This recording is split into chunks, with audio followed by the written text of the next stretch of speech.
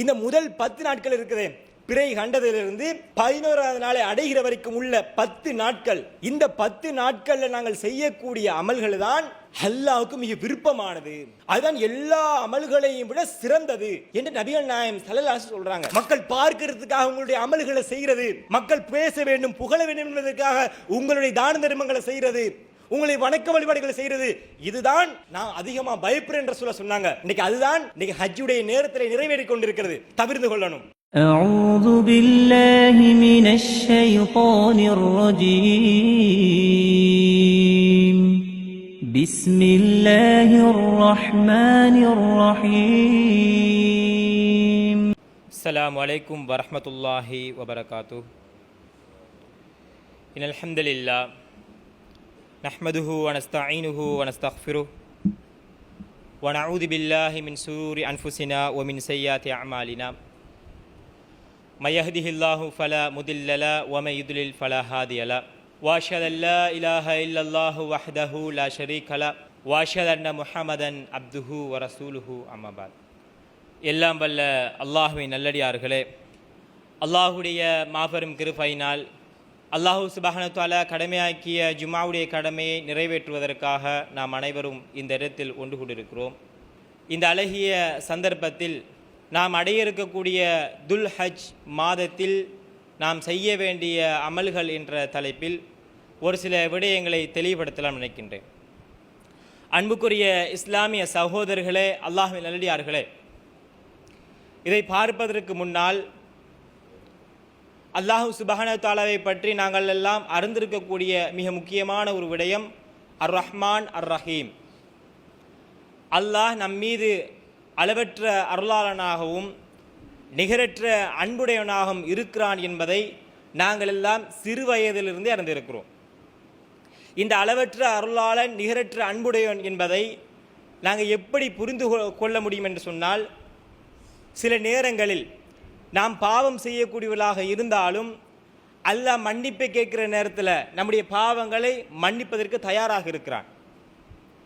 சில அமல்களை செய்கின்ற பொழுது அந்த அமல்களுக்குரிய நன்மைகள் மாத்திரம் அல்லாமல் நாம் செய்யக்கூடிய அந்த நாளை பார்த்து, செய்யக்கூடிய மாதத்தை பார்த்து, செய்யக்கூடிய நேரத்தை பார்த்து அதிக நன்மைகளை வழங்கக்கூடியவனாகவும் நம்முடைய ரப்பு இருக்கிறதை நாங்கள் பார்க்கிறோம்.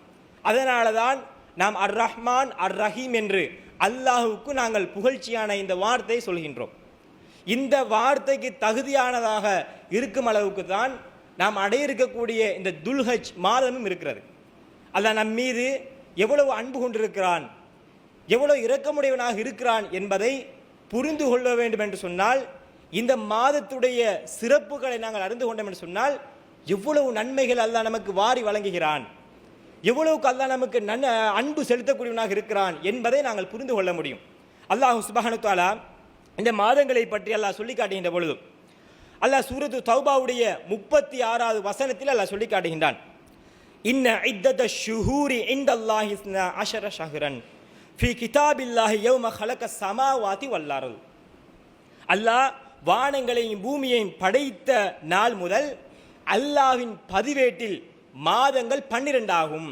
அல்லாஹ் சுப்ஹானஹு வ தஆலா அல்லாஹ் படைத்திருக்கக்கூடிய இந்த நாட்களில், இந்த வருடத்தில் 12 மாதங்களை எல்லாம் ஏற்படுத்தியிருக்கிறான். அல்லாஹ் ஏற்படுத்தியிருப்பதாகவே அல்லாஹ் சொல்லி காட்டுகின்றான். சொல்லிட்டு மின்ஹா அர்பஅத்துன் ஹுரும், அல்லாஹ் சுப்ஹானஹு வ தஆலா சொல்லி காட்டுகின்றான், அதிலே 4 மாதங்களை புனிதமாக்கியிருக்கிறான். அப்போ அல்லாஹ் சுப்ஹானஹு வ தஆலா இந்த வருடம் முழுவதிலையும் 4 மாதங்களை நமக்காகவே சிறப்பித்திருக்கிறான், அதை புனிதமாக ஆக்கியிருக்கிறான். இதை அல்லாஹ் சுப்ஹானஹு வ தஆலா இந்த இடத்திலே சொல்வதற்குரிய நோக்கம், அந்த நாட்களில் நாங்கள் மற்றவருடைய இரத்தத்தை ஓட்டக்கூடாது, போர்க்களத்துக்கு செல்லக்கூடாது, யுத்தம் நடைபெறக்கூடாது என்பதற்காக அல்லாஹ் இந்த 4 மாதங்களை புனிதமாக்கியிருக்கிறான். இந்த 4 மாதங்கள் என்னென்ன என்பதையும் நபிகள் நாயகம் ஸல்லல்லாஹு அலைஹி வஸல்லம் அவங்க தெளிவுபடுத்துறாங்க. புகாரியில 3197வது ஹதீஸில் நபிகள் நாயகம் ஸல்லல்லாஹு அலைஹி வஸல்லம் அவர்கள் அந்த 4 மாதங்களை சொல்லி காட்டுகின்ற பொழுது தொடர்ச்சியாக வரக்கூடிய 3 மாதங்கள் துல் கஅதா, துல் ஹஜ், முஹர்ரம், இதை சொல்லிட்டு நபிகள் நாயகம் ஸல்லல்லாஹு அலைஹி வஸல்லம் சொல்றாங்க, ஜமாத்துல் ஆஹிர், ஷஅபானுக்கு இடையே கூடிய ரஜப் மாதம், இப்படி 4 மாதங்களை அல்லாஹ் புனிதமாக்கியிருக்கிறான். அப்போ போர் செய்யக்கூடாத மாதங்களை பொறுத்த வரைக்கும் 4 மாதங்கள். இதில் இந்த மாதங்கள் புனிதமிக்க மாதம். இதில் மிக முக்கியமாக நாங்கள் அடைந்து கொள்ள இருக்கக்கூடிய மாதம் என்ன? இந்த துல்ஹஜ் மாதம். இப்போ துல் காதாவுடைய மாதத்தில் இருக்கிறோம். இன்னும் ஒரு 5-6 நாட்களில் துல்ஹஜ் மாதத்தை நாங்கள் அடைய இருக்கிறோம். இந்த மாதத்துடைய சிறப்புகள், அந்த நாள் எவ்வளவு முக்கியமானது நம்முடைய வாழ்க்கைக்கு என்பதை அறிந்து கொண்டோம் என்று சொன்னால் ரத்தின சுருக்கமாக அந்த மாதத்தை நாங்கள் கடப்போம். ஏன்னு தெரியுமா? அந்த மாதத்துடைய முதல் 10 நாளே மிக சிறப்புக்குரிய நாள். அல்லாஹ் சுப்ஹானஹு வ தஆலாவுடைய திருமறை குர்ஆனிலே சொல்லி காட்டுகின்ற பொழுது அல்லாஹ் பல வசனங்களில் சில பொருட்கள் மீது அல்லாஹ் சத்தியம் செய்வான். சில நாம் பயன்படுத்தக்கூடிய நம்ம பார்க்கக்கூடிய அந்த பொருட்களை மேலே அல்லாஹ் சத்தியம் செய்வான். இப்படி சத்தியம் செய்யக்கூடிய அந்த பொருட்களை நம்ம பார்க்கின்ற பொழுது அது மிகவும் உயர்தரமாக மிகவும் நல்ல விஷயங்களாகத்தான் அது இருக்கும். அல்லாஹ் சுப்ஹானஹு வ தஆலா ஒரு இடத்துல சத்தியம் செய்வான் இல்லையா? வல் அஸ்ர், காலத்தின் மேலே அல்லாஹ் சத்தியம் செய்வான். இன்றைக்கு காலத்துடைய பெருமதி எல்லாருமே விளங்கியிருக்கிறோம். ஒரு வினாடியுடைய ஒரு நேரத்துடைய பெருமதி எல்லாம் இன்றைக்கு நாங்கள் அறிந்திருக்கிறோம். சாதாரணமாக வேலை செல்லக்கூடியவர்களாக இருந்தாலும் இன்றைக்கு இந்த ஜும்மா உரை ஒருவருக்கு நீடித்து கொண்டிருந்தால் அந்த நேரத்துடைய பெருமதி நிறைய பேருக்கு விளங்கும். என்னதான் நரகத்தையே கொண்டு வந்து பேசினாலும் தலைக்கு எடுக்க மாட்டோம். ஏன்னா நம்ம வேலைக்கு போகணும், நேரம் கடந்து போகுது. இப்படி நேரத்துடைய பெருமதி இந்த வகையிலையும் புரிவோம். இப்படி அல்லாஹ் சுப்ஹானஹு வ தஆலா எதையெல்லாம் சத்தியம் செய்கின்றானோ அதனுடைய பெருமதி மிக உயர்தரமாக இருக்கும். அதே போல் அல்லாஹ் சுப்ஹானஹு வ தஆலா சத்தியம் செய்யக்கூடிய ஒரு விஷயம்தான் வல் ஃபஜ்ர், அதிகாலையின் மீது சத்தியமாக, வளையாலின் அஷிர், 10 இரவுகள் மீது சத்தியமாக. அல்ல எப்படி சத்தியம் செய்கிறான்? அதிகாலையின் மீது சத்தியமாக, 10 இரவுகள் மீது சத்தியமாக. இந்த 10 இரவுகள் என்ன என்பதை நபிகள் நாயகம் ஸல்லல்லாஹு அலைஹி வஸல்லம் ஹதீஸினூடாக நாங்கள் அறிந்து கொள்கின்ற பொழுது அது துல்ஹஜ் மாதத்துடைய முதல் 10 தான் குறிக்கிறது என்பதை நாங்கள் அறிந்து கொள்ளலாம். ஏன் நபிகள் நாயகம் ஸல்லல்லாஹு அலைஹி வஸல்லம் அவங்க இந்த துல்ஹஜ்ஜுடைய முதல் 10 நாட்களை பற்றி சஹாபாக்களுக்கு அறிவிக்கின்ற பொழுது எப்படி அறிவிக்கிறாங்க தெரியுமா? இந்த முதல் 10 நாட்கள் இருக்குது, பிறை கண்டதிலிருந்து 11வது நாளை அடைகிற வரைக்கும் உள்ள 10 நாட்கள், இந்த 10 நாட்களில் நாங்கள் செய்யக்கூடிய அமல்கள் தான் அல்லாஹ்வுக்கு மிக விருப்பமானது, அதுதான் எல்லா அமல்களையும் விட சிறந்தது என்று நபிகள் நாயகம் ஸல்லல்லாஹு அலைஹி வஸல்லம் சொல்றாங்க. சொன்ன உடனே சஹாபாக்கள் கேட்குறாங்க, ஒலல் ஜிஹாத், ஜிஹாத்தை விட சிறந்ததா? போருக்கு போறதை விட சிறந்ததா? நாங்கள் மார்க்கத்தை படிக்கின்ற பொழுதும் ஹதீஸ்களை குர்ஆனை படிக்கின்ற பொழுதும் உண்மைக்குமே மார்க்கத்தில் உயர்தரமான ஒரு அமல், நல்ல அந்தஸ்துக்குரிய ஒரு அமல் இருக்குமாக இருந்தால் அது ஜிஹாது தான். அல்லாஹ்வுடைய பாதையில் போய்த்து போராடுறது தான். இதனால தான் சஹாபாக்கள் உடனே கேட்குறாங்க, ரசூலுல்லாஹ் சொல்றாங்களா இல்லையா, அமல்களிலே மிக சிறந்த அமல் இந்த 10 நாட்களில் செய்யக்கூடிய அமல்கள் தான், அதுதான் அல்லாஹ்வுக்கு மிக விருப்பமானது. சொன்ன உடனே சஹாபாக்கள் கேட்குறாங்க, யார் ரசூலல்லாஹ் இந்த ஜிஹாதை விட சிறந்ததா? ரசூலுல்லாஹ் சொல்றாங்க, வலல் ஜிஹாத் இல்லா ரஜுலுன் ஹரஜ யுகாதிரு பி நஃப்ஸிஹி வ மாலிஹி ஃபலம் யர்ஜ பிஷையின். ஜிஹாதை விடவும் சிறந்ததுதான். ஆனால் போர்க்களத்திற்கு சென்று தனது உயிரையும் தனது சொத்தையும் தனது பொருட்களையும் இழந்து விட்டு வருகிறாரே அந்த உயிர் தியாகி இவரை விட கீழே, இவருடைய அந்தஸ்தை பெற முடியாது.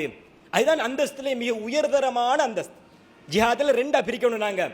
ஒன்று போர்க்களத்துக்கு போகிறதே மிக சிறந்த ஒரு அமல், அதில் போய் எங்களுடைய உயிர் போகும்னு சொன்னால் அதுதான் மிக சிறந்த ஒரு அமல். அதை நம்முடைய வாழ்க்கையிலேயே நாங்கள் செய்திருக்கக்கூடிய அமல்களே மிக உயர்தரமான அமல். ஏன் தெரியுமா? அல்லாஹ் சுப்ஹானஹு வ தஆலா அல் குர்ஆனிலே சொல்லி காட்டுகிற பொழுது வலா தகூலு லிமன் யுக்தலு ஃபீ சபீலில்லாஹி அம்வாத், அல்ல நமக்கு கட்டளை போடுறான், அல்லாஹ்வுடைய பாதையில் கொல்லப்படுறாங்களே உயிர் தியாகிகள், இவர்கள் மரணித்தவர்கள் என்று நீங்கள் சொல்லிவிடாதீர்கள். பல் அஹ்யாவுன் வலாக்கின் லா தஷ்உரூன், என்றாலும் நீங்கள் அறியாத விதத்தில் அவர்கள் உயிரோடு இருக்கிறார்கள். இதை நபிகள் நாயகம் ஸல்லல்லாஹு அலைஹி வஸல்லம் இடத்துல சஹாபாக்கள் கேட்குறாங்க, இந்த வசனத்துக்குரிய விளக்கம் என்ன? உயிர் தியாகிகள், அல்லாஹ்வுடைய பாதையில் கொல்லப்பட்டவர்கள் உயிரோடு இருக்கிறாங்கடா என்ன அர்த்தம்? ரசூலுல்லாஹ் விளங்கப்படுத்துறாங்க. முஸ்லிமில் 3834 ஹதீஸாக பதிவு செய்யப்படுகிறது. ரசூலுல்லாஹ் சொல்றாங்க, பச்சை நிறத்து பறவைகளின் கூடுகளில் அவர்கள் தங்கியிருப்பார்கள். பச்சை நிறத்து இந்த பறவை இருக்குதா இல்லையா, அதனுடைய கூடுகள் அவங்க இருப்பாங்க. யாரு? உயிர் தியாகிகள். அவங்க சொர்க்கத்தில் அவங்களுக்கு விரும்பியவாறு திரிவாங்க. அதில் உணவாக இருக்கட்டும், அவங்க அனுபவக்கூடிய இன்பங்களாக இருக்கட்டும், எல்லாத்தையும் அனுபவித்துக் கொண்டிருப்பார்கள். எப்படி? இன்றைக்கும் அனுபவித்துக் கொண்டிருக்கிறார்கள்.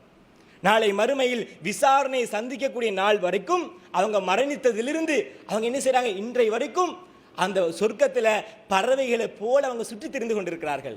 அதுதான் மிக உயர்தரமான ஒரு அமல். இதற்கு கீழாக நபிகள் நாயகம் ஸல்லல்லாஹு அலைஹி வஸல்லம் அவர்கள் சொல்லக்கூடிய விஷயம் என்ன தெரியுமா? நாங்கள் அடைய இருக்கக்கூடிய இந்த துல்ஹஜ் மாதத்துடைய முதல் 10 நாள், இதான் இந்த நாட்களில் நாங்கள் செய்யக்கூடிய அமல் தான் மிக சிறந்த அமல், இதற்கு கீழே உள்ள ஒரு அமல். அப்போ இந்த நாட்கள் நமக்கு கிடைக்க இருக்கக்கூடிய மிக பொக்கிஷமான ஒரு நாள். இதை நாங்கள் எப்படி பயன்படுத்தி இருக்கிறோம், எப்படி நாங்கள் அதற்காக தயாராக இருக்கிறோம் என்பதை இந்த இடத்தில் ஒவ்வொருத்தரும் உணர கடமைப்பட்டிருக்கிறோம். அன்புக்குரிய இஸ்லாமிய சகோதரர்களே, அல்லாஹ்வின் நல்லடியார்களே, இதற்கு முன்னாடி நாங்கள் கடந்து வந்த ஒரு மாதம் தான் ரமலானுடைய மாதம். அந்த ரமலானுடைய 2 மாதத்துக்கு முன்பதாகவே அதற்காக நிறைய தயார்களை நாங்கள் செய்திருப்போம். அந்த நாட்களில் அல்லாஹ் கடமையாகி இருக்கக்கூடிய நோன்பு பிடிக்கணும் என்பதற்காக ரமலானுடைய மாதத்தில் வேலைக்கு போகாமல் அதுக்கு முன்னாடியே சம்பாதிச்சு வச்சு இப்படியான சில தயார்களான சில ஏற்பாடுகள் செஞ்சிருப்போம். ஏன்? அந்த மாதத்தில் செய்யக்கூடிய அமல்களும் அல்லாஹ்வுக்குரியது, அல்லாஹ் அதை சொந்தமாக்கி கொள்கிறான் என்ற ஒரு காரணத்தினால். அதே மாதிரி தான் இந்த துல்ஹஜ் மாதத்துடைய முதல் 10 நாட்கள். இந்த முதல் 10 நாட்களை பொறுத்த வரைக்கும் அதனுடைய அமலை நாம் வரையறுக்கவே முடியாது. இவ்வளவுதான் நன்மை கிடைக்கும், இவ்வளவுதான் அல்லாஹ் கூலியை வழங்குவான், வரையறுக்க முடியாத அளவுக்கு ரசூலுல்லாஹ் சிறப்புக்குரியதுன்னு சொல்லிட்டாங்க. அப்போ இந்த நாட்களுக்கு நாம் எதையெல்லாம் செய்ய இருக்கிறோமோ கட்டாயம் செய்யணும். நம்முடைய அமல்களில் சுன்னத்தான அமல்களாக இருக்கட்டும், நம்முடைய பிரார்த்தனைகளாக இருக்கட்டும், நாம் நோக்கக்கூடிய சுன்னத்தான நோன்புகளாக இருக்கட்டும், இந்த நாட்களில் அதிகப்படியாக நம்முடைய அமல்களை நாங்கள் அதிகப்படுத்தணும். இதில் குறிப்பாக விளங்க வேண்டிய ஒரு விஷயத்தை விளங்கணும். நிறைய இடங்களில் போதனை செய்யக்கூடியவர்களிடத்தில் இந்த முதல் 10 நாட்கள்லையும் கட்டாயம் நோன்பு பிடிக்கணும் என்ற அளவுக்கு என்ன செய்வாங்க, வலியுறுத்துவாங்க. நோன்பு பிடிச்சா சிறப்புக்குரியதான், நல்லா விளங்கணும். இந்த முதல் 10 நாட்களையும் எல்லா அமல்களும் சிறப்புக்குரியதுதான். இதில் என்ன விஷயம்னு சொன்னால், இதில் மார்க்கத்துடைய ஒரு குழப்பம் எங்கே வரும் தெரியுமா? நான் ஒரு விஷயம் நல்லதாக இருந்தாலும், நான் ஒரு விஷயத்தை சொல்வதாக இருந்தால் அது குர்ஆன் ஹதீஸ் அடிப்படையில் நான் சொல்லணும். இது சிறப்பு தானே என்ற அடிப்படையில் நீங்கள் எல்லாம் நோன்பு பிடிங்க கட்டாயம் இப்படி நான் சொல்வதாக இருந்தால் நான் தூதராக இருக்கணும், நான் அல்லாஹ்வாக இருக்கணும். அப்போ அல்லாஹ்வுக்கும் அவருடைய தூதருக்கு மாத்திரம்தான் ஒரு கட்டளை போடுவதற்கு அதிகாரம் இருக்குது, ரசூலாவுக்கும் இல்லை. அதுவும் அல்லாஹ் அறிவித்து கொடுத்ததை தான் ரசூலாவும் அறிவிக்கணும். அப்போ இந்த நாட்களில் நீங்கள் கட்டாயம் நோன்பு பிடிங்க, ஒரு அரஃபாவுடைய ஒரு ஆஷுராவுடைய நோன்பை போன்று ரசூலா வலியுறுத்தி இருக்கிறாங்க என்று எனக்கு சொல்ல இயலாது. ஏன்? ரசூலா அப்படி சொல்லி தரல. மாறாக எப்படி சொல்லலாம்? இந்த நாட்களில் நீங்கள் நோன்பு பிடிச்சாலும் சரி, தொழுதாலும் சரி, தான தர்மங்களை செய்தாலும் சரி, அல்லாஹ்வை துதிச்சாலும் சரி, எந்த அமல்களை செய்தாலும் அது சிறப்புக்குரியதான். ஏன்னா இந்த 10 நாள் தான் பொக்கிஷம். அதில் இருக்கக்கூடிய நோன்பு அல்ல, அதில் இருக்கக்கூடிய தொழுகை அல்ல, இந்த 10 நாளும் நமக்கு கிடைத்த பொக்கிஷம். அதில் எதை செய்தாலும் அது சிறப்புக்குரியது என்பதை நபிகள் நாயகம் ஸல்லல்லாஹு அலைஹி வஸல்லம் நமக்கு தெளிவுபடுத்துறாங்க. அப்போ இந்த நாளை நமக்கு ஒரு பொக்கிஷமாக நம்ம பயன்படுத்தணும். இதில் மிக முக்கியமாக நம்ம கடைபிடிக்க வேண்டிய ஒரு விஷயம் இருக்குமா இருந்தால், நம்முடைய பாவ மன்னிப்பு அதிகம் கேளுங்க. உண்மைக்கு சொல்வதாக இருந்தால் நம்ம எவ்வளவோ அமல்களை செய்தாலும் அதை விட அதிகமாக பாவத்தில் ஈடுபட்டுடுறோம். உண்மையா இல்லையா? மனிதன் என்ற அடிப்படையில், இன்றைக்கு இருக்கக்கூடிய சூழல் என்ற அடிப்படையில் நிறைய பாவத்தில் நம்மளை அறியாமலே விழுறோம். நிர்பந்திக்கப்பட்டோ நிர்பந்திக்கப்படாமலோ பொய்யாக இருக்கட்டும், ஏமாத்தாக இருக்கட்டும், வணக்கத்தில் பொடுபோக்காக இருக்கட்டும், ஜமாத்துகளில் கலந்து கொள்ளாக இருக்கட்டும், இப்படி எவ்வளோ விஷயங்கள் நம்ம என்ன செய்கிறோம், நம்மளை அறியாமலேயே பாவங்கள் அதிகரித்து கொண்டு தான் இருக்குது. அதனால இந்த ஒரு வாய்ப்பு பயன்படுத்துங்க. அல்லாஹ்வுக்கு விருப்பத்துக்குரிய நாள்னு சொன்னால் நம்ம எதை கேட்டாலும் அல்லாஹ் மன்னிக்க தயாராக இருக்கிறான். சாதாரணமாகவே நம்முடைய ரப்பு எப்படி நம்ம துவா கேட்டாலும், எந்த நேரத்தில் கேட்டாலும், எந்த இடத்துல இருந்து கேட்டாலும் அல்லாஹ் நம்மளை மன்னிக்க, நாம் கேட்டதை வழங்குவதற்கு அல்லாஹ் தயாராக இருக்கிறான். அதிலையும் ரசூலுல்லாஹ் சொல்லிட்டாங்க, அல்லாஹ்வுக்கு மிக விருப்பத்துக்குரிய நாள் என்று இந்த 10 நாளை. அப்போ அதில் நம்ம கேட்குற நேரத்தில் கட்டாயம் அல்லாஹ் வழங்குவான் என்பதில் மாற்று கருத்தே கிடையாது. அப்போ நம்முடைய பாவ மன்னிப்புக்கு அதிகம் அதிகம் கேளுங்க, நம்முடைய வணக்கங்களை அதிகப்படுத்துங்க. மற்ற நாட்களை இந்த பொடுபோக்கை விட்டுடுங்க. எனக்கு நமக்கு கிடைச்ச மிக மிக பொக்கிஷம் அது. அது எந்த அளவுக்கு வரையறுக்குன்னு தெரியல. ஆனால் உண்மைக்கு விளங்குவதாக இருந்தால், ஒரு ரத்தின சுருக்கமாக சொல்வதாக இருந்தால், இது பொக்கிஷம். அதை விளங்கிக்கோங்க. இந்த 10 நாள் இருக்கிற முதல் 10 நாள் இது நமக்கு கிடைச்ச ஒரு பொக்கிஷம். இதை சரியான முறையில் பயன்படுத்தினோம்னு சொன்னால் அதுக்குரிய கூலிய நாளை மறுமை நாளில் கட்டாயம் நாங்கள் பெற்றுக்கொள்ள முடியும். அப்போ இந்த 10 நாளை கட்டாயம் என்ன செய்யுங்க, நல்ல முறையில் பயன்படுத்தக்கூடியவர்களாக இருங்க. அதுபோக அல்லாஹ் சுப்ஹானஹு வ தஆலாவும் அல்லாஹ்வுடைய தூதரும் இந்த துல்ஹஜ் மாதத்தில் நமக்கு இன்னொரு கடமையும் சுமத்திருக்கிறாங்க. நாங்கள்லாம் அறிந்த ஒரு கடமை தான் ஹஜ் செய்கிறது. இந்த ஹஜ் செய்தியை பொறுத்த வரைக்கும் நாங்கள் சிறு வயதிலிருந்து அறிந்திருக்கிறோம். முஸ்லீமாக இருக்கக்கூடிய எல்லாருக்குமே, இஸ்லாத்தை பின்பற்றக்கூடிய எல்லாருக்குமே 5 கடமைகள் இருக்குது. அதில் லா இலாஹ இல்லல்லாஹ் என்பதில் உறுதியா இருக்கணும். அல்லாஹ்வை தவிர வேறு எந்த கடவுளும் இல்லை, அல்லாஹ்வுடைய தூதர் முகமது நபி ஸல்லல்லாஹு அலைஹி வஸல்லம் அவர்கள்தான் என்பதில் உறுதியாக நம்பணும். அடுத்தது தொழுகை நிலைநாட்டணும். அதே மாதிரி ஜகாத்தை நிறைவேற்றணும், நோன்பை பிடிக்கணும். சக்தி உள்ளவங்க என்ன செய்யணும்? கஅபாவுடைய ஆலயத்துக்கு சென்று ஹஜ் செய்யணும். அப்ப இந்த 5 கடமை இல்ல, மிக முக்கியமான ஒரு கடமை தான் இந்த ஹஜ். இந்த ஹஜ்ஜை நிறைவேற்றுவதில் நாங்க முன்னுக்கு வரணும். ஏன்னா நபிகள் நாயகம் ஸல்லல்லாஹு அலைஹி வஸல்லம் அவங்க அழகா சொன்னாங்க, ஐயுஹன்னாஸ் கது ஃபரலல்லாஹு அலைக்குமுல் ஹஜ்ஜ. ரசூலுல்லாஹ் சொன்னாங்க, மக்களே, மனிதர்களே, அல்லாஹ் உங்கள் மீது ஹஜ்ஜை கடமையாக்கி இருக்கிறான். ஃபஹுஜ்ஜு, எனவே ஹஜ்ஜை நிறைவேற்றுங்கள் என்று நபிகள் நாயகம் ஸல்லல்லாஹு அலைஹி வஸல்லம் அவர்கள் அவருடைய கடமையை உணர்த்துறாங்க. அப்ப இது நமக்கு உரிய கட்டாய கடமை. இந்த கட்டாய கடமை நிறைவேற்றுவதற்காக நம்ம என்ன செஞ்சிருக்கணும் பார்க்கணும். சில நேரத்தில் நல்லா சம்பாதிக்கிறோம், நல்ல செல்வத்தை சேர்க்கிறோம், இன்னும் தேவை இருக்குது, இன்னும் அடிப்படை தேவையெல்லாம் இருக்குது. இப்போ சாதாரணமாக இப்போ இருக்கிற நிலைமையில் ஹஜ் செய்கிறதாக இருந்தால் கிட்டத்தட்ட 20 லட்சம் தேவை, 20-25 லட்சத்துக்கு மேலே என்ன பொருளாதாரம் தேவை. ஆனால் உண்மைக்கு இதை விட அதிகமாக செலவழிக்கக்கூடியவர்களாக தான் நம்ம இருக்கிறோம். இன்னைக்கு ஹஜ் செய்யாத நிறைய பேருடைய நிலைமை பார்த்தீங்கன்னு சொன்னால் இதை விட அது அடிப்படை தேவைன்னு இருக்குது, நம்முடைய ஆசையினுடைய தேவைன்னு இருக்குது. அந்த ஆசையுடைய தேவைன்னு வரக்கூட நம்முடைய கடமையை நீங்கிய பிறகுதான் செய்ய பார்க்கணும். பொதுவாக இப்போ தொழுகையாக இருந்தாலும் கட்டாய கடமையா இல்லையா? சில நிர்பந்தத்தில் நம்ம நேரம் தவற போகும். அல்லது தொழுகை இப்படி பயணியாக இருந்தால் அந்த தொழுகை என்ன செய்வோம்? லுகர அசரோடையோ அசர லுகரோடையோ சேர்த்து தொழுவோம். இப்படி என்ன செய்வோம்? சில அட்ஜஸ்ட்மெண்ட்டை மார்க்கம் என்ன செய்து நமக்கு தருகிறது. அது சில நிர்பந்தத்தில் தான். இதே மாதிரி இந்த விஷயத்தில் பார்க்கணும். இப்போ ஜகாத் கடமை மாதிரி ஹஜ் நமக்கு கடமை. நம்முடைய பொருளாதாரத்தை பார்க்கணும். உண்மைக்கு எனக்கு ஹஜ்ஜி போகிற சக்தி இருந்தால் நம்ம இது கடமை என்பதை உணரணும். இதை எப்படி நீங்கள் புரிந்து கொள்வீங்களோ தெரியல, ஆனால் உள்ளத்தில் பதிவு செய்யணும்னா இது என் மீது கடமை. நான் மனிதருக்காக செய்கிற விஷயம் அல்லது, நான் மற்றவன் பார்க்கறதுக்காக செய்கிற விஷயம் இல்லை. நாளை மறுமையில் என்ன அல்லாஹ் விசாரிக்க இருக்கிறான். நான் தொழுகை விட்டா எப்படி அல்லாஹ் விசாரிப்பானோ, நான் ஹஜ் செய்யவில்லை என்று சொன்னால் நாளை மறுமையில் அல்லாஹ் விசாரிப்பான். இன்னைக்கு மக்களிடத்தில் சொல்லிடலாம், இல்லை எனக்கு அது அங்கே இருக்குது, அங்கே கடன் இருக்குது, இங்கே கடன் இருக்குது, எதனாலும் சொல்லி மக்களிடத்தில் தப்பிச்சிடலாம். அல்லாஹ்விடத்தில் சொல்வதாக இருந்தால் நியாயமான காரணங்கள் இருக்கணும். நான் ஹஜ்ஜை செய்ய முடியாமல் இருப்பதற்கு நியாயமான காரணங்கள் இருந்தால் மாத்திரம்தான் ரப்பிடத்திலிருந்து தப்பிக்க முடியும். வாயால் அடைச்சிருவான், கைகால் பதில் சொல்லும், நம்முடைய உடல் உறுப்புகள் அத்தனையும் பதில் சொல்லும், தப்பிக்கவே முடியாது. அப்ப அந்த நாளை மனசுல பதிவுங்க. நீங்க இப்படி பொருளாதாரம் இருந்தால் தான் கொடுக்கணும், இப்படி பொருளாதாரம் இருந்தால் தான் நீங்க ஹஜ் செய்யணும், இதெல்லாம் என்னால சொல்லவே முடியாது. நீங்க உணரணும், என்னுடைய கடமை அது, நான் செய்ய வேண்டிய கடமை. அப்ப என்னுடைய பொருளாதார வசதி இப்படி இருக்குது, என்னுடைய கடனுடைய நிலைமை இப்படி இருக்குது. இதை அறிந்து நாம செயல்பட்டால் நிறைய பேருக்கு ஹஜ் கடமை ஆகிடும். கடமையாக்கப்பட்ட நிலையில தான் இன்னைக்கு இருக்கிறோம். ஆனா நிறைய பேர் உணர்றதில்லை, நிறைய பேர் அதை உணர்ந்து என்ன செய்யறதில்லை, செயல்படுறதில்ல. இதை இன்னும் சில விஷயங்களை புரிந்து கொள்ளணும். இந்த ஹஜ் செய்கிற நேரத்தில் சிலவங்க நிர்பந்திச்சும் செய்வாங்க, அதையும் பார்க்குறோம். அதையும் நம்ம தவிர்த்து கொள்ளணும். அதாவது சில நேரங்களை பார்க்குற நேரத்தில் சில பேர் நம்முடைய ஊர்களில் நம்ம அறிந்திருப்போம், சாதாரண ஒரு தொழில் தான் செய்வாங்க. அவங்களுடைய தேவை போக சேர்த்து ஹஜ் போடுறது வேற விஷயம். எந்த அளவுக்கு சில மக்கள் சேர்க்கிறாங்கன்னு சொன்னால், ஹஜ் செய்யத்தான் வேணும், நம்ம வசதி வந்தால் செய்யணும். அது அல்லாஹ்வே என்ன செய்றான், குர்ஆனில் சொல்லி காட்டுகின்ற பொழுது, வலில்லாஹி அலன்னாசி ஹிஜ்ஜுல் பைத்தி மன் இஸ்ததா இலைஹி சபீலா. அந்த ஆலயத்திற்கு அல்லாஹ்வுக்காக ஹஜ் செய்வது சென்று வர சக்தி பெற்றவர்களுக்கு கடமை. அல்லாஹ் எப்படி சொல்றான், அந்த ஆலயத்திற்கு சென்று வர சக்தி இருக்கணும், உடலாலையும் பொருளாதாரத்திலையும் சக்தி பெற்றவர்களுக்கு கட்டாய கடமை. இது அல்லாஹ் சொல்றான்.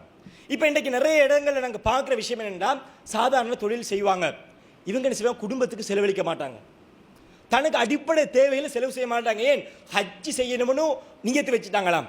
அதனால் அடிப்படை தேவை இல்லாமல் ஒழுங்காக சாப்பிட்றதில்ல, பிள்ளைகளுக்கு ஒழுங்காக ஆடைகளை வாங்கி கொடுக்கறதில்ல, ஊட்ட ஒழுங்காக கவனிக்கிறதில்ல, தான தர்மங்கள் செய்கிறதில்ல. இப்படி செய்யாமல் சேர்த்து போகிறதுக்கு இது நம்மளை நாங்களே நிர்பந்திக்கிறது. இதை மார்க்கம் என்ன செய்யுது, நமக்கு இப்படி கட்டளை போடலை. அதான் அல்லாஹ் அழகா சொல்றானே இல்லையா, சக்தி பெற சக்தி உள்ளவங்க. நீங்க அந்த நிலைமையை அடைஞ்சா தான் நமக்கு என்ன, இந்த ஹஜ் செய்யறது கடமை. நம்மளா போய் என்ன செய்யறது இல்லை, அதை அடைகிறது இல்லை, அது அல்லாம பார்த்து வழங்குவான். அதுக்கான எண்ணங்கள் இருக்கணும், ஆசைகள் இருக்கத்தான் செய்யணும். ஆனா என்ன தெரியுமா, நிர்பந்திக்க கூடாது. அடிப்படை தேவைகளுக்கு நமக்கு செலவழிக்க வேண்டிய விஷயங்கள் இருக்குது. நம்முடைய குடும்பம், மனைவியாக இருந்தாலும் பிள்ளைகளாக இருந்தாலும் தாய் தந்தையாக இருந்தாலும் அவங்களுக்கு அடிப்படை தேவைகளை பூர்த்தி செய்ய வேண்டிய நிலைமை இருக்குது. இதையெல்லாம் விட்டுட்டு கிழிஞ்ச ஆடையோட புள்ள போவான் ரோட்ல, மற்றவங்க மதிக்கிற மாதிரி இருக்க மாட்டான், அடிப்படை தேவையை பூர்த்தி செய்யக்கூடிய நிலைமைக்கு இருக்க மாட்டான், உண்ணக்கூடிய உணவு வசதி இருக்காது. இப்படியான நிலைமையில சேர்த்து போறது அது நம்மளை நாமளே நிர்பந்திக்கிறது புரிந்து கொள்ளணும். நான் அல்லாஹ் சுப்ஹானஹு வ தஆலா அல்லாஹ் சொல்லி காட்டுகிறான், வமா ஜஅல அலைக்கும் ஃபித் தீனி மின் ஹர்ஜ் மில்லத அபீக்கும் இப்ராஹிம். அது எப்படியாப்பட்ட மார்க்கத்தை வழங்கியிருக்கிறான் என்பதை அல்ல ரசூலுல்லாஹ்வுடாக நமக்கு அல்லாஹ் தெளிவுபடுத்துகிறான். எப்படி? உங்கள் தந்தை இப்ராஹிமின் மார்க்கமான இம்மார்க்கத்தில் அவன் உங்களுக்கு எந்த சிரமத்தையும் ஏற்படலை. அதை இப்ராஹிமுடைய மார்க்கத்தை ரசூலுல்லாஹ் வழங்கியிருக்கிறான். அதை நம்ம சுமந்து கொண்டிருக்கிறோம். இந்த மார்க்கம் எப்படி தெரியுமா? நம்மளை எந்த சிரமமும் இல்லை. நம்ம பெருசாக நினைக்கிற மாதிரி மிச்சம் கஷ்டப்பட்டு தான் ஹஜ் செய்யணும்னு இல்லை. அந்த வசதியை அடைஞ்ச கட்டாயம் செய்யணும். அதை நம்ம உணர்ந்து கொள்ளணும். நம்முடைய பொருளாதாரம் எப்படி இருக்குது, நம்ம உண்மைக்கு அந்த நிலைமை அடைஞ்சிருக்கிறோமா, நம்முடைய அடிப்படை தேவைகளை நிவர்த்தி செஞ்சிட்டோமா என்ற நிலைமைக்கு வந்துட்டா கட்டாய கடமை நம்ம என்ன செய்யணும்? ஹஜ் செய்யணும். நம்மளை நாளே நிர்பந்திச்சு கொண்டு நம்ம தேவைகள் எல்லாம் விட்டுட்டு நம்ம செய்யறது நம்மளை நாமளே கஷ்டத்துக்கு ஆளாக்குறது. இப்படி மார்க்கம் என்ன செய்யலை, நமக்கு ஏவல்ல என்பதை புரிந்து கொள்ளணும். இதில் இன்னொரு விஷயத்தை புரிஞ்சு கொள்ளணும். இந்த ஹஜ் கடமை இருக்குதா இல்லையா? கட்டாயம் செய்யணும். நாசமாக்கக்கூடிய ஒரு செயலை செய்கிறோம். மக்களுடைய புகழ், மக்கள் நம்மளை ஹாஜின்னு சொல்லணும் என்ற அந்த பேராசை இருக்குது. இது நம்முடைய எல்லா அமல்களையும் நாசமாக்குது. இதை பார்க்குறோமா இல்லையா? எல்லா அமல்களையும் விட இந்த ஹஜ் செய்கிற நேரத்தில் தான் பெரிய பரபரப்பாக இருக்கும். ஊட்ட பார்த்தோம்னு சொன்னால் பெரிய பரபரப்பாக இருக்கும். 5 வேளை கடமை தொழுகை எப்படி கடமையோ அதே மாதிரி தான் ஹஜ் கடமை. லுஹுர் தொழுகைக்கு பரபரப்பாக இருக்காது. பாங்கு சொல்லும், இகாமத்தும் சொல்லப்பட்டுடும், ஒருவர் பிந்திடும், யாருமே ஏவ மாட்டாங்க, எந்த பதட்டமும் இல்லை. அதுவும் கட்டாய கடமை. எங்க பதறாங்க தெரியுமா? இந்த ஹஜ் செய்கிற நேரத்தில் என்ன பதறாங்கன்னு சொன்னால் பேர் போகணும். ஊரில் நான் ஹஜ் போகிறேன்னு தெரியணும். எந்த அளவுக்கு நடக்குது? இப்போ 20 லட்சம் செலவழிக்க வேண்டியவர் 35 லட்சம் செலவழிக்க வேண்டிய நிலைமைக்கு தள்ளப்படுறாரு. என்ன? எல்லா சொந்தங்களுக்கும் சாப்பாடு கொடுக்கணும். வெளியூரில் இருக்கிறவங்க உள்ள எல்லாரையும் போய் சந்திக்கணும். போகிற நேரத்தில் ஏதாச்சும் இப்படி பார்க்குற நேரத்தில் பெரிய அளவுக்கு பொருளாதாரத்தை செலவழித்து தான் இன்றைக்கி மக்கள் போகிறாங்க. என்ன காரணம் தெரியுமா? ஹஜ்ஜை நிறைவேற்றணும் என்ற அந்த உணர்வு இல்லை. நான் ஹாஜி என்ற பேரை பெறணும். இன்றைக்கி அதான் நடக்குது. உண்மைக்கு அதுதான் இன்றைக்கி உலமாக்கள் கூட என்ன செய்யணும்? இந்த ஹாஜி என்ற பட்டத்துக்காக போகிறதில்ல, நம்முடைய கடமையை நிறைவேற்றுவதற்காக போகிறோம். இன்றைக்கி பள்ளிகளில் கூட என்ன நடக்குது தெரியுமா? ஹஜ்ஜி போகிறதுக்கு ஒரு மாதத்துக்கு முன்னாடி, ஒரு கிழமைக்கு முன்னாடி அல்லது ஒரு நாளுக்கு முன்னாடி என்ன செஞ்சிருவாங்கடா, லிஸ்ட்டை வாசிக்க தொடங்கிடுவாங்க. அப்துல் காதர் இப்ராஹிம் அல் ஹாஜ் நாளைக்கு ஹஜ் செய்ய போயிருக்கிறாரு, நீங்கள் துவா செஞ்சுக்கோங்க. அசீர் ஹாஜி நாளைக்கு ஹஜ் செய்ய போயிருக்கிறாரு, துவா செஞ்சுக்கோங்க. ஏனையே 4 தடவை ஹஜ் செஞ்சிட்டாரு, இன்னும் அல்ல பரக்கத் செய்திருக்கிறான். இப்படி என்ன செய்வாங்க? பேரை வாசிச்சு இன்னைக்கு என்ன செய்யப்படுது? பள்ளிகள் அரங்கேறுது. ஒரு பெருமையை நம்ம ஏற்படுத்தணுமா? முகஸ்துதியை பொறுத்த வரைக்கும் எந்த அளவுக்கு மார்க்கம் தடுக்குது? அல்லாஹ் சுப்ஹானஹு வ தஆலா நம்முடைய மார்க்கத்தில் நம்முடைய கடமைகளை எப்படி நிறைவேற்ற வேண்டும் என்பதை அழகாக சொல்லி காட்டுகின்றான். வமா உமிரும் இல்லா லியஅபுதுல்லாஹ முக்லிஸீன லஹுத்தீன ஹுனஃபாஅ வ யுகீமுஸ் ஸலாத வ யுத்துஸ் ஸகாத வ ذلك தீனுல் கையிமா. அல்லாஹ் உங்களுக்கு கட்டளையிடப்படலை. அல்லாஹ் சொல்றான், பிஸ்க்கு எப்படி ஆரம்பிக்கிறான்? உங்களுக்கு கட்டளையிடப்படலை. எப்படி கட்டளையிடப்படலை தெரியுமா? அல்லாஹ்வை தூய்மையான முறையில் வணங்க வேண்டும். அல்லாஹ்வை நீங்க எப்படி வணங்கணும்? உங்களுடைய வணக்கங்கள் அனைத்தும் தூய்மையான அடிப்படையில் இருக்கணும். முகஸ்துதிக்காக மற்றவர்கள் பாராட்ட வேண்டும் என்பதற்காக இப்படி இருந்து விடக்கூடாது. முழுக்க தூய்மையாக இருக்க வேண்டும். தொழுகையை நிலைநாட்ட வேண்டும். மார்க்கத்தில் உறுதியாக நிற்க வேண்டும். ஜகாத்தை நிறைவேற்ற வேண்டும். இதுதான் உறுதியான மார்க்கம். இந்த கட்டளைகள் தான் உங்களுக்கு பிறப்பிக்கப்பட்டிருக்கிறது. இதை தவிர வேறு எதுவும் இல்லை என்பதை அல்லாஹ் சுருக்கமாக சொல்லி காட்டுகின்றான். அப்ப நமக்குரிய கட்டளை என்னன்னு சொன்னா, அல்லாஹுக்காக செய்யணும். லிவஜிஹில்லா, அல்லாஹ்வுடைய முகத்துக்காக மட்டும்தான் என்னுடைய அமல் இருக்கணும். இன்னைக்கு என்ன நடக்குது தெரியுமா? ஏண்ட பேருக்கு முன்னாடி ஹாஜின்னு வரணும், அல் ஹாஜின்னு வரணும். இதற்காகத்தான் இன்னைக்கு செய்யப்படுது. இன்னைக்கு எந்த அளவுக்குன்னு சொன்னால், சில நேரங்களில் சில இடத்துல நம்ம போய் என்ன செய்வோம்னா, சில வியாபார இடங்களில் முதலாளிமாரெல்லாம் பெரும்பாலும் ஹாஜியெல்லாம் தான் வைப்பாங்க. போய்த்து அவருடைய பேர் அசீரா இருக்குன்னு வச்சுக்கோங்க. அசீர்னான அந்த சாமானை தாங்கன்னு சொன்னால் பக்கத்துலேயே வாயில தட்டுறான், பக்கத்தில் ஏசுறான். என்ன அவர் செஞ்ச ஹஜ்ஜுக்கு மரியாதை கொடுங்க வாப்பா.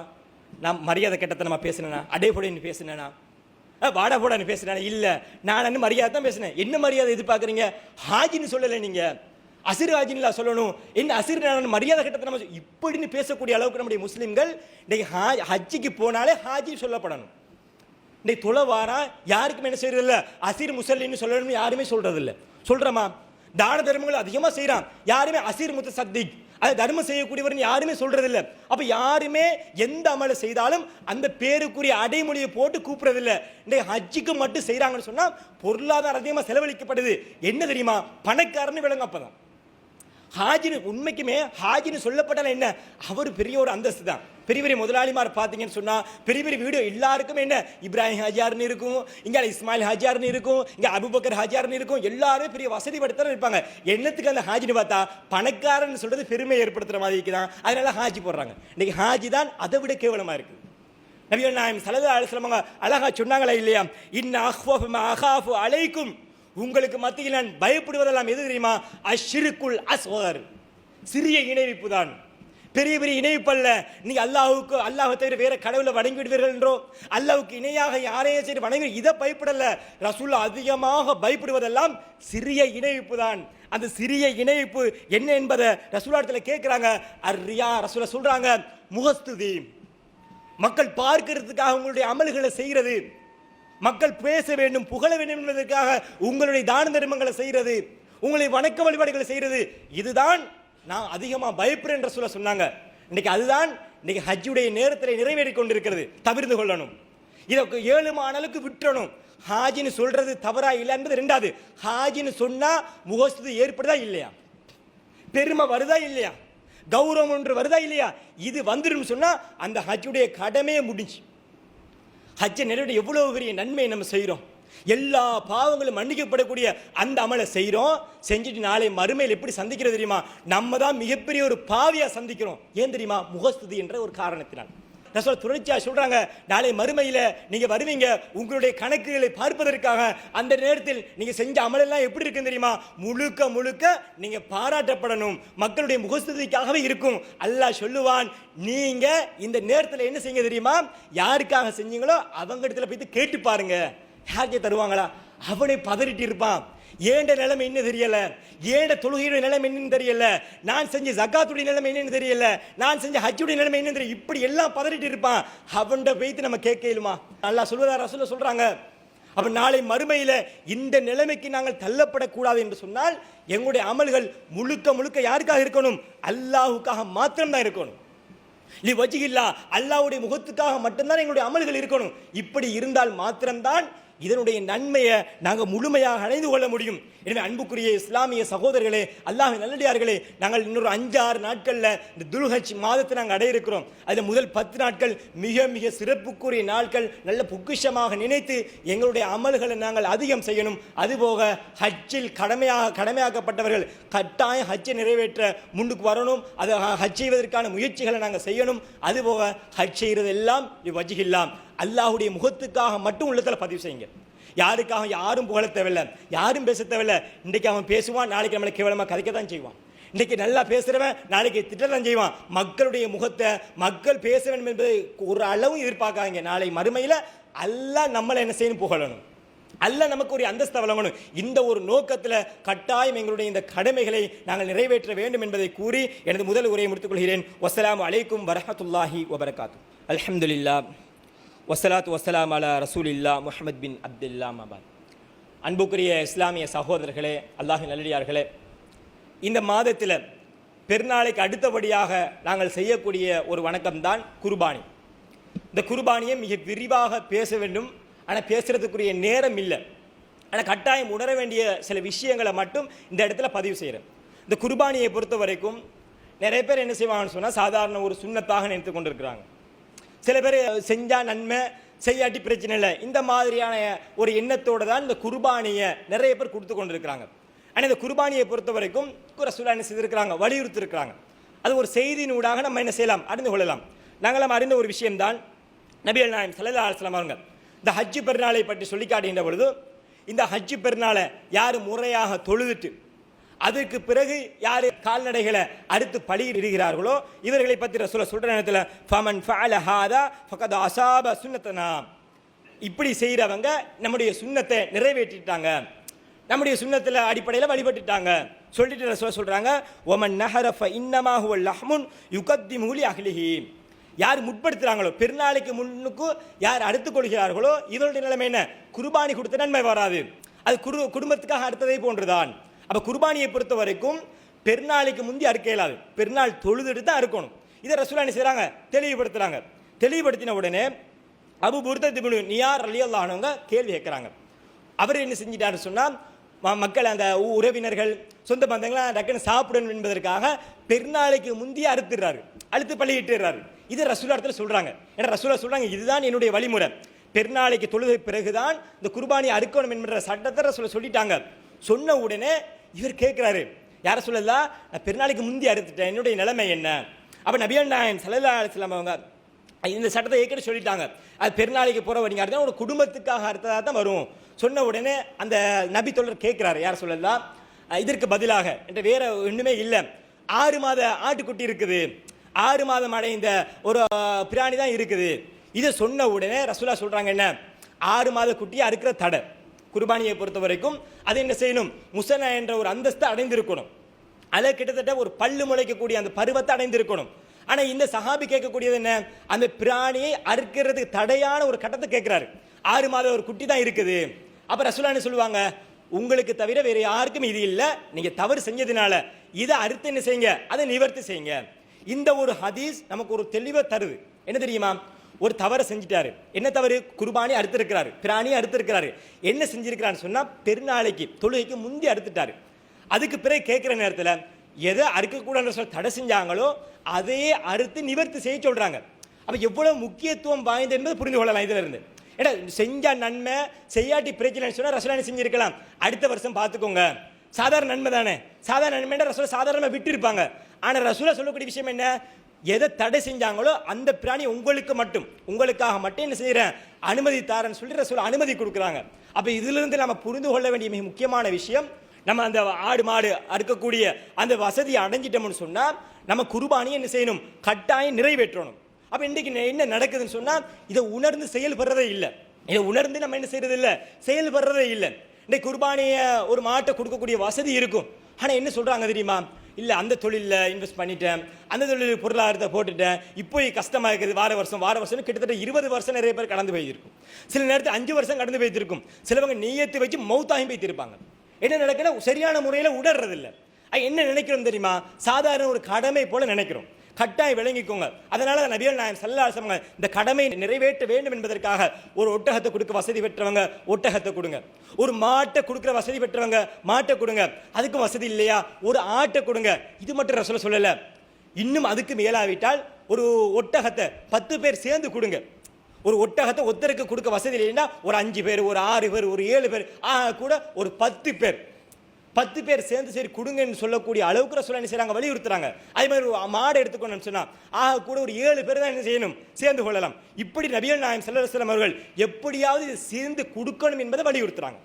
உண்மைக்கு சொல்ல போனா நிறைய பேர் கொடுக்கக்கூடிய நிலைமை தான் இருக்கிறோம். இன்றைக்கு பாவிக்கக்கூடிய போன் எடுங்க, உண்மைக்குமே அந்த போன் இல்லாமல் வாழவே முடியாதுன்னு சொல்ல இயலாது. இன்னைக்கு பாவிக்கக்கூடிய போனை எடுத்தா கிட்டத்தட்ட 2 மாடு வாங்கக்கூடிய அளவுக்கு போனே இருக்குது. இன்னைக்கு 2 மாடு வாங்கக்கூடிய அளவுக்கான போனை கையில் வச்சிருக்கிறோம். அல்லது சாதாரண ஒரு போன் எடுத்தாலும் ஒரு ஆட்டை கொடுக்குற அளவுக்கு ஒரு போனுடைய விலை இருக்குதா இல்லையா? அப்போ ஃபோன் ஒரு டிஸ்பிளே போனால் மாத்திரம், சாதாரண ஒரு டேமேஜ் ஆகினா புது ஃபோன் வாங்குற நிலைமைக்கு தள்ளப்படுறோம், புது ஃபோன் வாங்குறோம். ஆனால் கடமையை மறந்துடுறோம். எவ்வளோ விஷயங்கள் செய்கிறோமா இல்லையா? எவ்வளோ விஷயங்கள் நம்ம செய்யக்கூடிய விஷயங்களை பார்த்தீங்கன்னு சொன்னால் 40-50,000க்கு மேலே தான் செய்கிறோம். ஒரு பங்குக்கு கிட்டத்தட்ட 30,000-35,000 தான் வரப்போகுது, ஒரு 40,000 வரப்போகுது. ஆனால் இதுக்கு என்ன செய்கிறோம், அது இன்னும் கடமையின் அந்தஸ்து அடையலை.